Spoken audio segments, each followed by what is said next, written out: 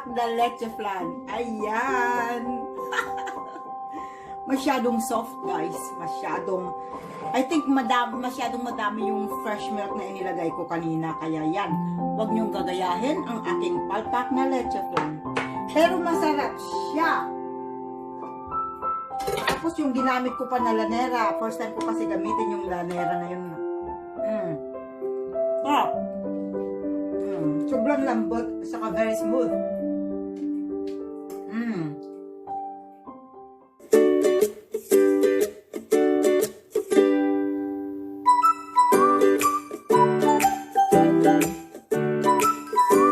Good evening po, good morning, or good afternoon saan ka man sulok ng mundo ngayon. Welcome back sa Tita Jing TV channel. Ayan, ngayong gabi po dito sa amin. So, ngayong gabi po ay gagawa po ako ng leche flan para sa aming New Year's Eve na panghimagas. Ayan. So, ang aking ipapakilala ko po muna ang aking mga kagamitan muna. So, ito, ang lanera na gagamitin ko is bilog. Kasi, di ba, New Year's, kailangan bilog-bilog lahat. Ayan. So, dito ko gagamitin instead na yung traditional na lanera natin. Ayan. So, mayroon din akong mixing bowl kasama ang whisk. Ayan. And of course, the steamer. Ayan, ang steamer. Ayan. So, gagamitin ako ng steamer.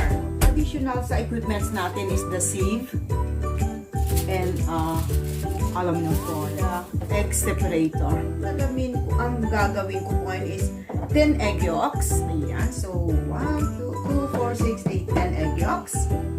I got 1 tin of condensed milk. And I will have, gagamit ako ngayon ng 1 1/2 cup of 1 1/2 cup of fresh milk. Kasi, ubos na pala ang aking evaporated milk sa cupboard, wala na. So, fresh milk pwede naman. So, I will be having 8 tablespoons of sugar, granulated sugar. So, 4 tablespoons each lanera. And I'll have 1 teaspoon of orange lemon juice. So, I use this one instead. May vanilla din ito, kaso naubos na pala ang aking vanilla, so okay lang. Skip ko na lang muna yung ano na yun. Prepare po natin yung ating caramel. Ito po yung sugar. Ay po, 4 tablespoons of sugar each of my lanera kasi malalaki sila. And yeah, lagay natin. Yan. Iunahin na natin na gagawin to para ma-set aside natin. And then, over low heat fire. Nagiging, ano na siya, caramelize na siya.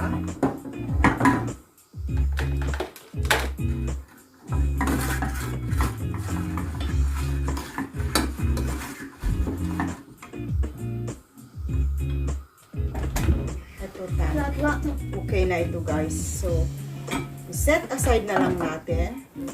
Yan. Start na po natin na i-separate yung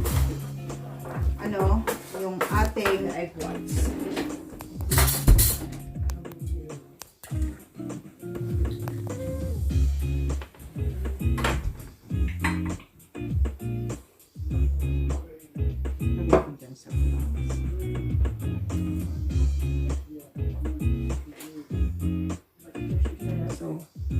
Madali yung may egg separator. Okay, we are now going to beat the egg yolk slowly. Whisk slowly para daw hindi form ng bubbles.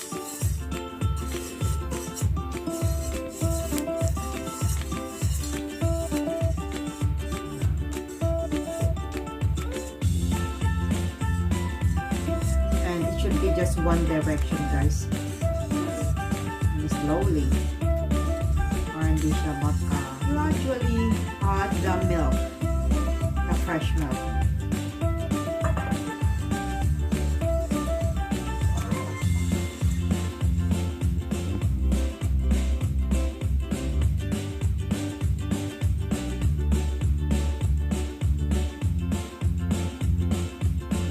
So, using the sieve, yan, isisieve po natin para smooth talaga.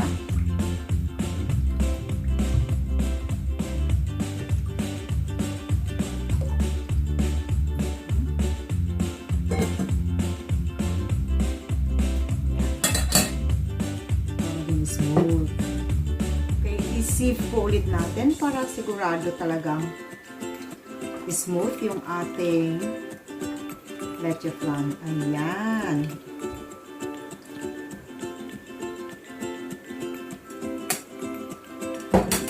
Ito yung na-prepare natin kanina lanera. So, hinati ko yung aking mixture. Ayan. So, ilalagay na natin dito sa unang lanera. Ayan.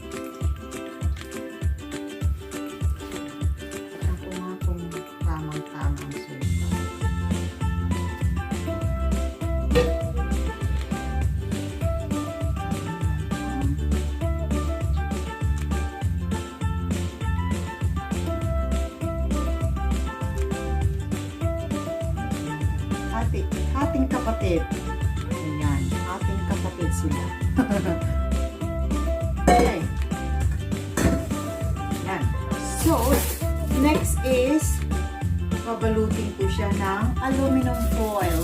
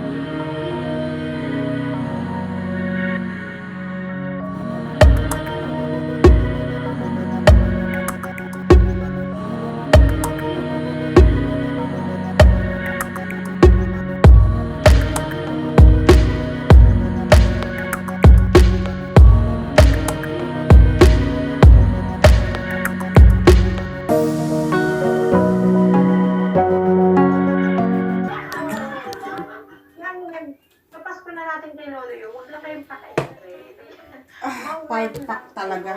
Enjoy mo. Gusto yung palpak. Ang palpak na leche flan. Ayan. Masyadong soft, guys. I think masyadong madami yung fresh milk na inilagay ko kanina. Kaya yan.